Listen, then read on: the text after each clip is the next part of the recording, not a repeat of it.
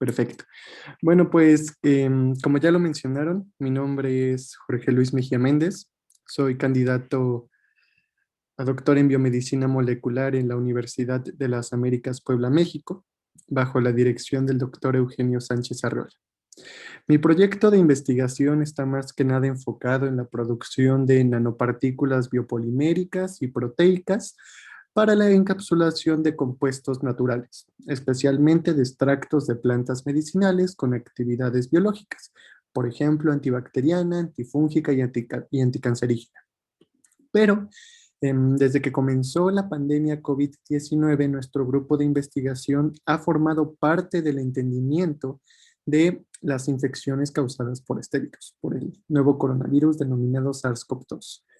Parte de la trayectoria que se lleva hasta el momento es combinar la parte nanotecnológica con la parte biomédica. Y es así como llegamos a la rama de la nanobiotecnología. Y bueno, en esta ocasión tengo el gusto de compartirles esta plática titulada Enfoques nanobiotecnológicos en infecciones SARS-CoV-2. Como parte del contenido, comenzaremos platicando un poco sobre las generalidades de SARS-CoV-2. Seguiremos con la estructura genómica, con las proteínas estructurales, con el ciclo de replicación, seguido de aspectos relacionados con la parte nanotecnológica, con el área de nanomedicina, con la producción de biosensores y también de nanosensores, así como aplicaciones contra SARS-CoV-2. Es un contenido corto, así que espero que sea de su agrado. Como les comentaba, desde que inició la pandemia, nuestro grupo de investigación se dedicó en parte a la comparación de los coronavirus, especialmente de aquellos miembros que integran el género beta coronavirus. Lo que podemos observar en el lado derecho es algo que me enorgullece bastante es nuestro primer artículo sobre los coronavirus, bueno, al menos sobre SARS-CoV-2 y MERS-CoV. Realizamos una comparación a través de una revisión bibliográfica. Y bueno, en esa ocasión, que fue un artículo que si no mal recuerdo se publicó en abril del 2020, nos llevamos la portada de la revista Entorno UTLAB. Y posteriormente, mientras continuábamos en la búsqueda de información relacionada con este nuevo coronavirus y posibles moléculas terapéuticas, formamos parte de un número especial también de Entorno UTLAB denominado SARS-CoV-2, una visión molecular.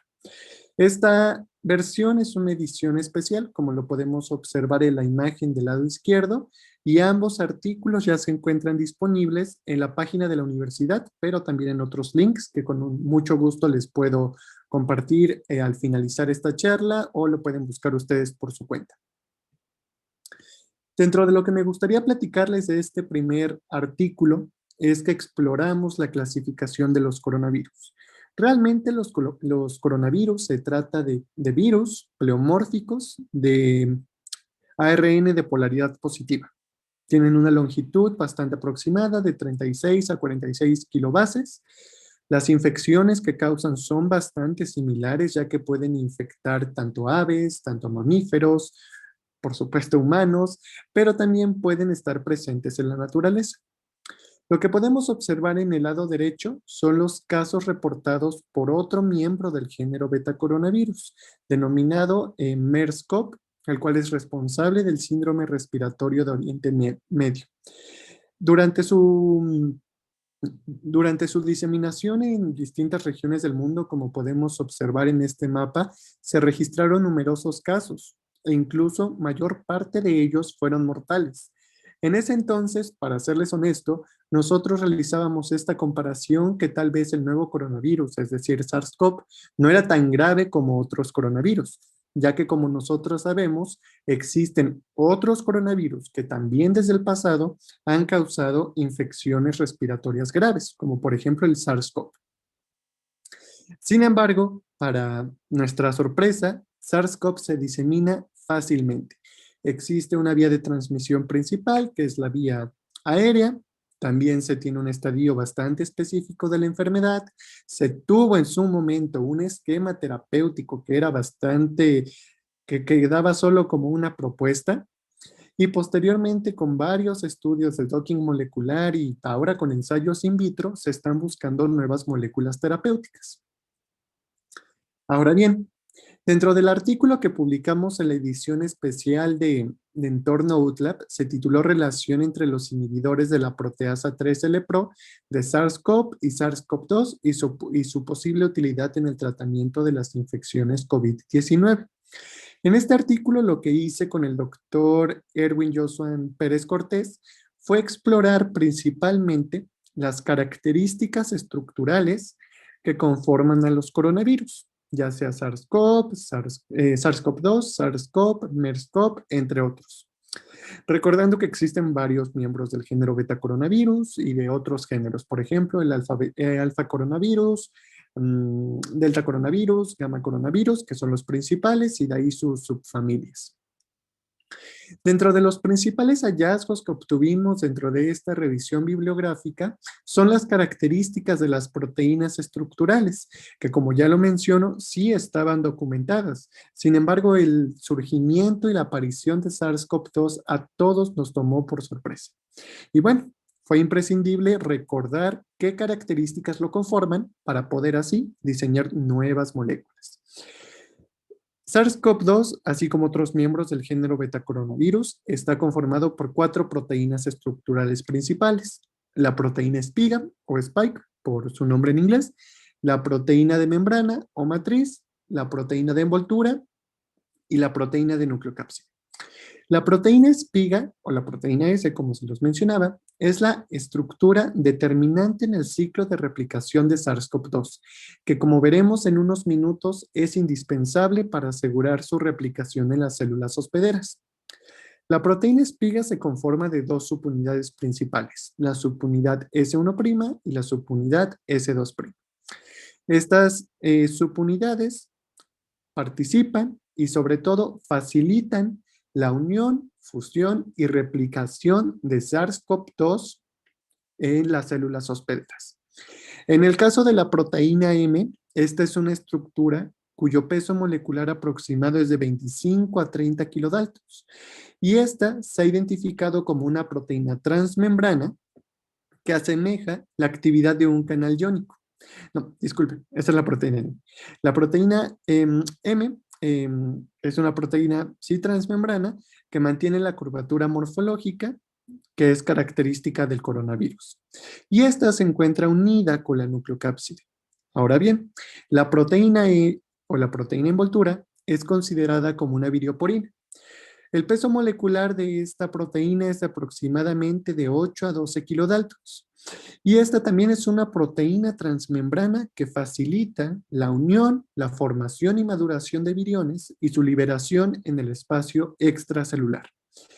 En el caso de la proteína nucleocápside, esta participa principalmente en el empaquetamiento del genoma viral al interactuar directamente con la proteína M y también en la formación de proteínas estructurales no accesorias, que lo veremos en unos momentos, y también es fundamental en la formación del complejo replicasa transcriptasa.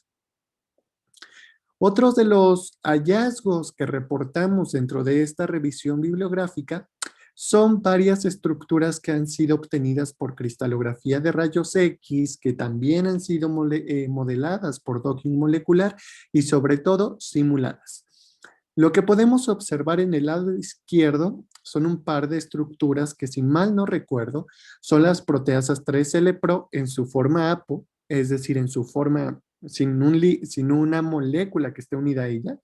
Y en el caso de la figura B, observamos nuevamente la proteasa 3L-Pro de SARS-CoV-2, pero esta vez con un ligando.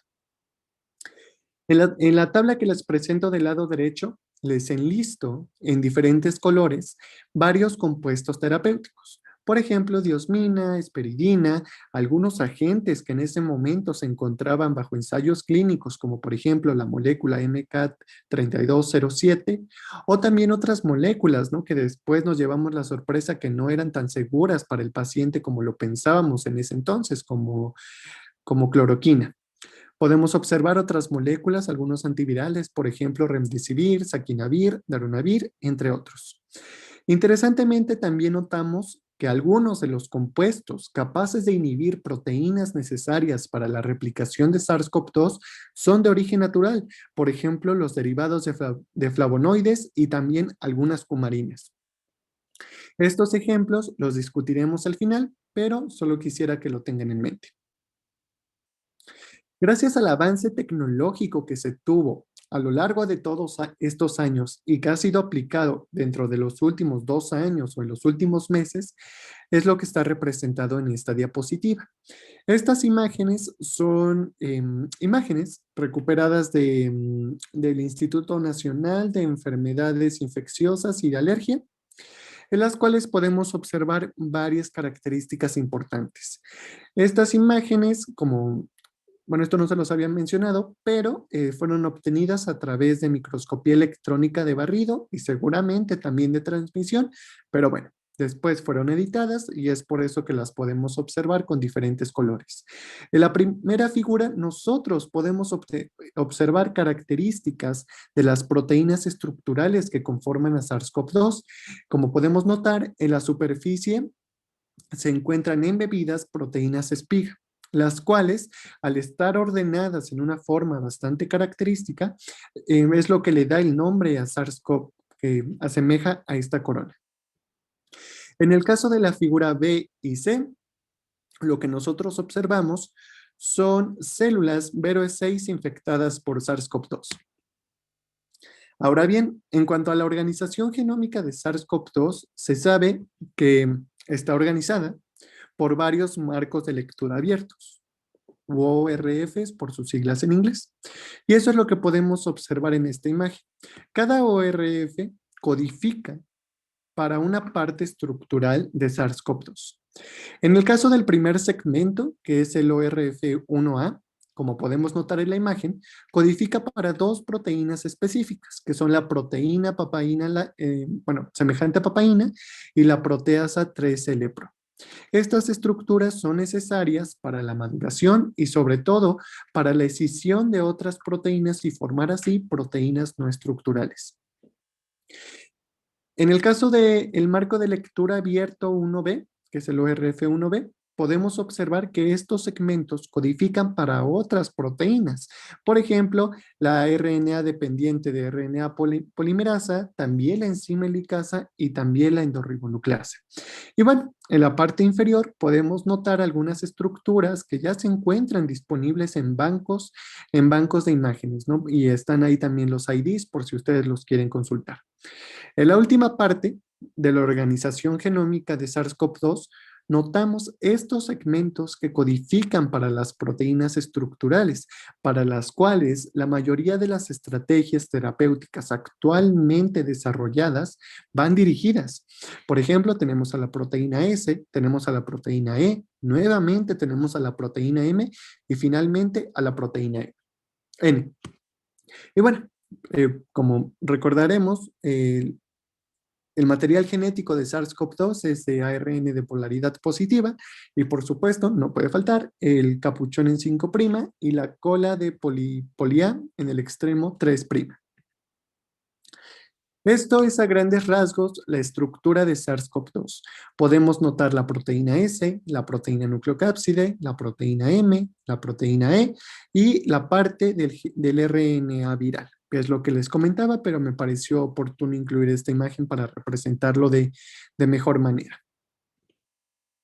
Ahora bien, en cuanto al ciclo de replicación de SARS-CoV-2, todas las proteínas que les mencionaba anteriormente cumplen un papel fundamental. Lo que podemos observar en la primera etapa es la interacción entre SARS-CoV-2 con un receptor bastante importante en mamíferos, que es el receptor de la enzima convertidora de angiotensina, que en este caso está representado por la pequeña cuña y bueno, en inglés es denominado AC2. Este receptor AC2 interactúa con la proteína espiga de SARS-CoV-2 y como se los mencionaba hace algunas diapositivas, esto asegura su unión y fusión con la célula hospedera. Una vez que el virión se encuentra dentro de la célula hospedera, es cuando comienza todo este proceso de replicación que puede ser tan complejo como lo vemos en esta imagen, pero es importante recordar que no es la primera vez que esto se estudia. Esto ya se sabe. Sin embargo, en su momento no se le había prestado la atención necesaria y mayor parte de las investigaciones en ese entonces no llegaron a término. Pero bueno. Ahora bien, una vez que el virión se encuentra dentro de la célula, lo que nosotros podemos observar es este secuestro de la maquinaria biosintética de la célula hospedera para producir sus propias proteínas, que en este caso serían las proteínas de nucleocápside, la proteína espiga, la proteína membrana y la proteína de envoltura. Podemos observar, asimismo, otras etapas, por ejemplo, la liberación del genoma viral, la traducción del genoma viral y la formación de polimerasas, la replicación del material genético viral, que en este caso lo observamos como de polaridad positiva o de polaridad negativa. Asimismo, podemos observar otras características, por ejemplo, que los viriones terminan de madurar en sí dentro de los compartimientos del retículo endoplasmático. Y una vez que son liberadas, esto es a través de un proceso vesicular y son liberadas por exocitosis en el espacio extracelular del medio fisiológico. Recordando que la proteína espiga es un blanco terapéutico y es determinante la unión de SARS-CoV-2 con las células hospederas, en esta imagen les intento representar lo que les mencionaba desde las primeras diapositivas, que es una estructura conformada por dos subunidades, como lo podemos observar en el lado derecho. En el caso de la subunidad 1, nosotros lo que vamos a encontrar son los dominios carboxilo terminal y también los dominios N-terminal. En el caso de la subunidad S2, por supuesto, al ser una proteína también tiene que estar conformada por distintos dominios, pero bueno, en este caso no están representados. En el lado izquierdo lo que nosotros observamos es una imagen obtenida por microscopía electrónica en la cual nosotros podemos observar que esta proteína sí parece una pequeña espiga, ¿no? Una pequeña pues, espina que se encuentra adherida, que se encuentra embebida en la membrana del virión. Y bueno, lo que nosotros observamos aquí es su interacción nuevamente con el receptor AC2, pero ojo aquí, no es el único receptor con el que puede interactuar en la membrana de las células hospederas, ya que también se han documentado otros receptores que también pueden fungir como un medio para que los viriones interactúen con ellos. Todo este proceso depende de una alta afinidad y bueno, en condiciones de biología molecular y celular que con mucho gusto en otra ocasión podríamos comentar. Continuando con esta misma figura, nuevamente podemos observar dos estructuras. Lo diferente de estas dos estructuras que se encuentran del lado derecho en la parte inferior es que la proteína S tiene dos estados, uno de prefusión y uno de postfusión. Entonces, todo esto puede representar también un diseño o una pauta para el diseño de nuevas moléculas que interfieran con esos cambios, ya sea en el estado de prefusión o en el estado postfusión. En este caso les presento algunas moléculas que han sido propuestas como candidatos terapéuticos para inhibir la interacción entre la proteína S de SARS-CoV con el receptor AC2. Y eso es lo que observamos en la figura izquierda, en la cual notamos algunas moléculas ya comercialmente disponibles y aprobadas, como por ejemplo Remdesivir, que podemos observar dos cosas de Remdesivir, que se encuentra como profármaco y una vez que se encuentra como una molécula activa, y es cuando recibe esta distinción, que es lo que también se presenta en este recuadro. Y bueno, estas moléculas pretenden, además de inhibir la interacción entre la proteína S con el receptor AC2 o con otros receptores, inhibir todos aquellos procesos o alguno en específico que suceda una vez que los viriones se encuentran dentro de la célula hospedera. Otras moléculas que también han sido propuestas, como se los mencionaba en la primera diapositiva, son flavonoides. Y en este caso eso podemos observar del lado derecho. Nosotros observamos algunas moléculas, por ejemplo, que en este caso son bacaleína, quercitina y me parece que también luteolina. Bueno, ¿cómo podemos hacer que estas moléculas vayan hacia un blanco terapéutico en específico, que interfieran con algo o con lo que nosotros queramos dentro de todo este proceso de replicación. Y todo esto se puede lograr a través de la nanobiotecnología y la producción de ciertos nanomateriales. E incluso no todos los virus pueden ser malos, ya que pueden ser aprovechados incluso para el diseño de vacunas, como lo vemos en la actualidad, es decir, a través de la producción de partículas tipo virus, que en inglés son denominadas VLPs. La producción de VLPs comenzó a través del desarrollo de la nanobiotecnología, la cual es una disciplina relativamente nueva, que a través de la fusión entre las ciencias químico-biológicas con las nanociencias y la nanotecnología, se han diseñado objetos con escala nanométrica, es decir, nanomateriales. Los nanomateriales o nanopartículas se encuentran en un rango de 1 a 100 nanómetros preferiblemente. Estas nanopartículas han demostrado ser excelentes sistemas de suministro de fármacos, ya que cuentan con una relación superficie-volumen bastante llamativa y extraordinaria, por supuesto.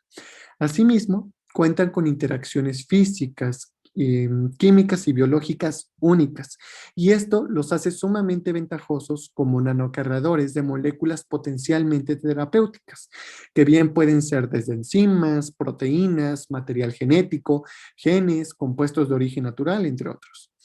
Existen 6 clasificaciones principales de estos nanocargadores, y todos ellos representan numerosas ventajas para los grupos de investigación, y su selección depende meramente del objetivo de la investigación y del compuesto a evaluar. Algunos de ellos pueden ser de origen sintético, pero también pueden ser de origen biológico. En el caso de las VLPs y en la formulación de vacunas, la consideración de virus como entidades biológicas es uno de los principales factores que han permitido su obtención.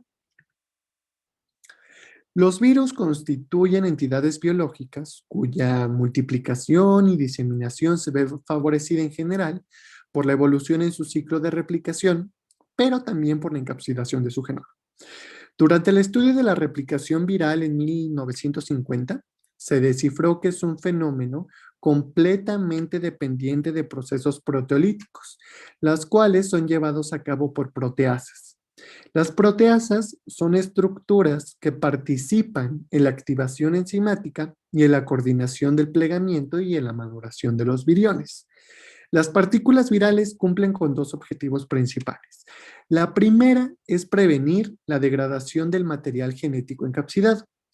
Y la segunda es facilitar el proceso de transmisión a través de interacciones determinantes con la superficie de la célula hospedera.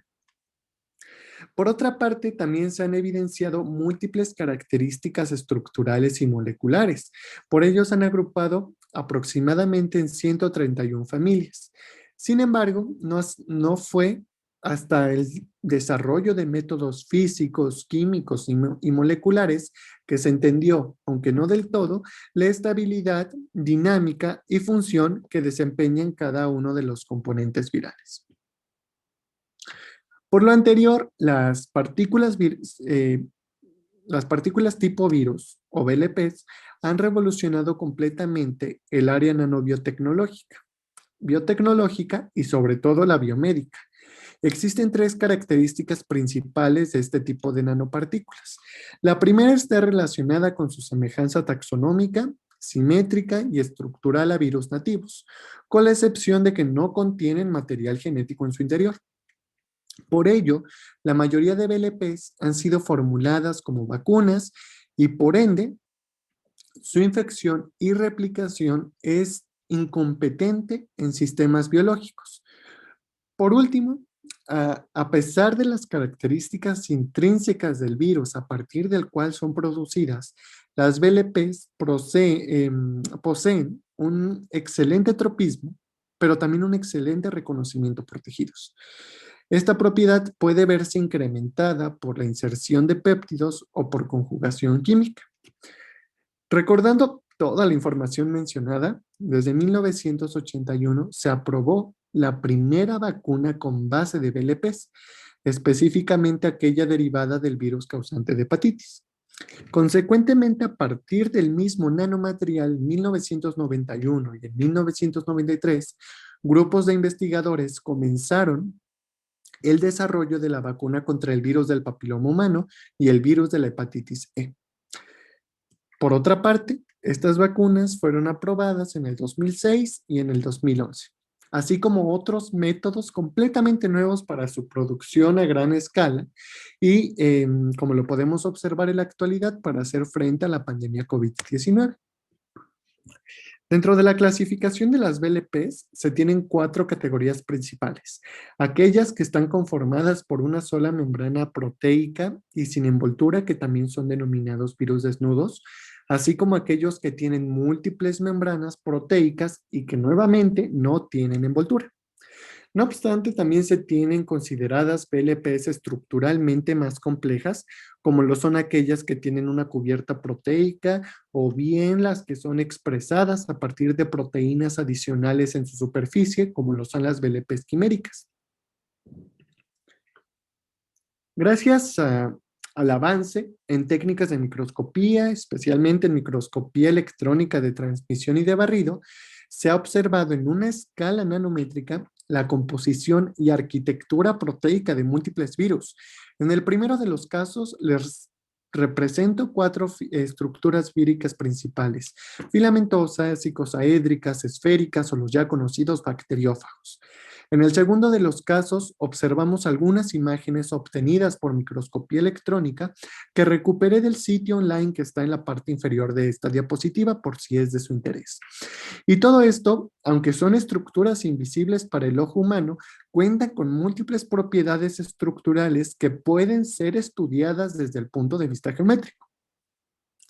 El arreglo geométrico de los virus, o en este caso de las BLPs, está condicionado por el número de triangulación, el cual es lo que podemos ver en esta imagen y está simbolizado con la letra T. Este número es importante porque mientras mayor sea su valor, tanto el diámetro como la capacidad de cargo de la BLP aumenta.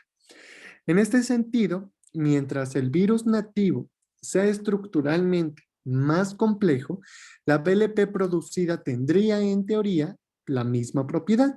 Y todo esto es importante si las queremos utilizar para el diseño de vacunas, como nanosensores, como nanoreactores, entre otros ejemplos.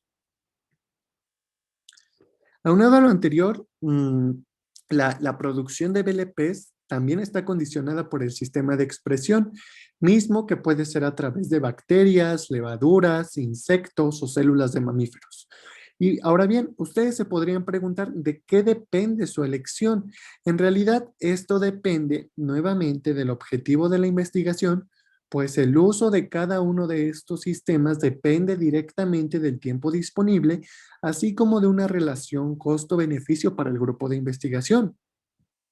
No obstante, otro factor crucial es la posibilidad de modificaciones post-traduccionales mismas que no necesariamente tienen que ser benéficas para las BLPs producidas, pues aunque en la mayoría de los casos podrían incrementar su llegada al tejido blanco, también podrían desencadenar una serie de efectos toxicológicos.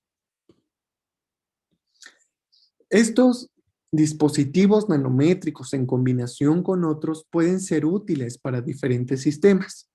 Ahora me salté un poquito, bueno, bastante del español al inglés, pero les voy a compartir una presentación que hace poco realizamos para otro seminario y con mucho gusto se las puedo compartir, en la cual resumimos algunos puntos importantes de dispositivos biomédicos, especialmente a escala nanométrica, pero bueno, a grandes rasgos les comento que los dispositivos biomédicos son un sistema único o combinado utilizado para el diagnóstico o tratamiento de enfermedades, pero también puede ser utilizado para el monitoreo, para la prevención o, como se los mencionaba, para el tratamiento de alguna lesión e incluso para el monitoreo, disculpen, para el seguimiento de algún desorden fisiológico. Un dispositivo biomédico puede ser un material, un aparato, un artículo o una aplicación que sirva o esté destinada para la detección, para el monitoreo, para la prevención, para el tratamiento, para la investigación, para la modificación o para para reemplazar algún equipo, algún instrumento que sea requerido para el paciente. En este contexto se han propuesto múltiples dispositivos biomédicos y que incluso han sido aprobados por organizaciones internacionales, por ejemplo la FDA. El uso de dispositivos biomédicos representa una parte esencial de las ciencias químico-biológicas, ya que son esenciales incluso para la evaluación clínica de los pacientes, pero también son importantes desde un punto de vista matemático y físico, ya que a través de todos de diferentes teorías, fórmulas, podemos predecir incluso su comportamiento en el organismo. Algunos de los dispositivos biomédicos, incluso, dependiendo de su naturaleza, han llegado a ser utilizados en el ámbito hospitalario, en dentista, en odontología, también como dispositivos cardiovasculares, neurológicos, en el diagnóstico in vitro de enfermedades, como dispositivos de cirugía, pero también como algunos materiales que pueden ser reutilizables. El uso de dispositivos biomédicos depende de diferentes reglas y también de regulaciones que pretenden evadir que causen un daño en el bienestar integral del paciente o que causen que la lesión que ya o la enfermedad que está presente sea escalable. Por esta razón, como se los mencionaba, algunas organizaciones como la FDA monitorean la seguridad, pero también la efectividad de estos dispositivos. Y de acuerdo al riesgo que representan para la salud humana, son clasificados en tres categorías principales: clase 1, clase 2 y clase 3. En la primera categoría, lo que nosotros podemos encontrar son dispositivos biomédicos cuyo nivel de riesgo es muy bajo y que incluso requieren un control regulatorio muy bajo. Dentro de esta clase podemos encontrar dispositivos muy específicos, por ejemplo, guantes o bandas elásticas o incluso algunos depresores.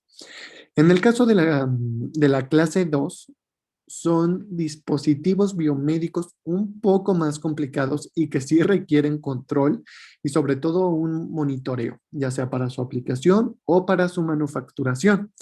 Algunos ejemplos de estos pueden ser, no lo sé, condones, pruebas de embarazo, bombas de infusión, entre otros. Finalmente, la clase 3, lo que nosotros podemos encontrar son instrumentos que sí o sí requieren cierta regulación y monitoreo.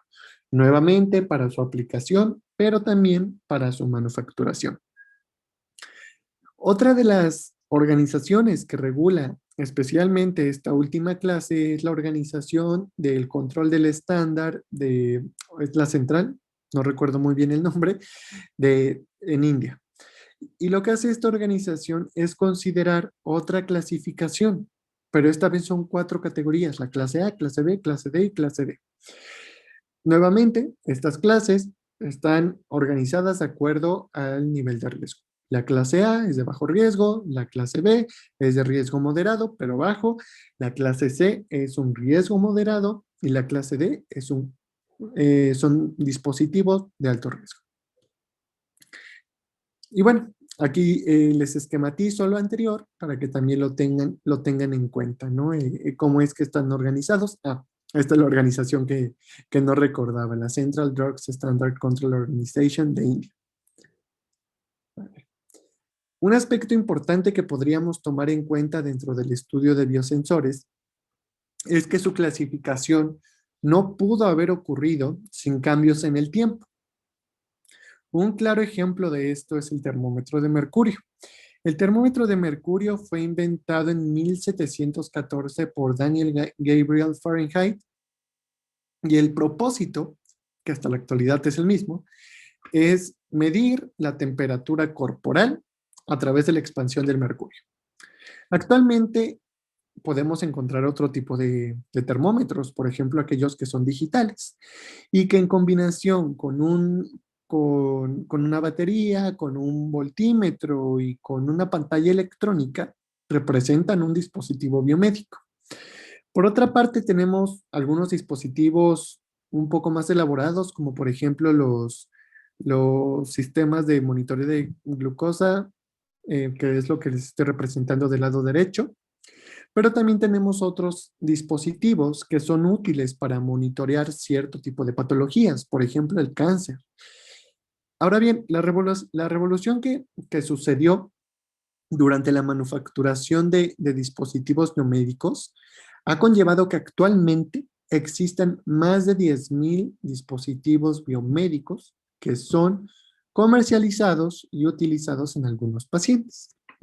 Y bueno, estos dispositivos pueden ser o inalámbricos o alámbricos.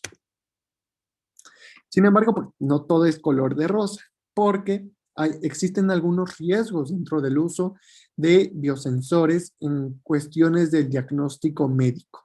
Y esto está relacionado que la mayor parte de ellos, por no generalizar, están conectados a interfaces web, que lo que aquí represento son las network interfaces.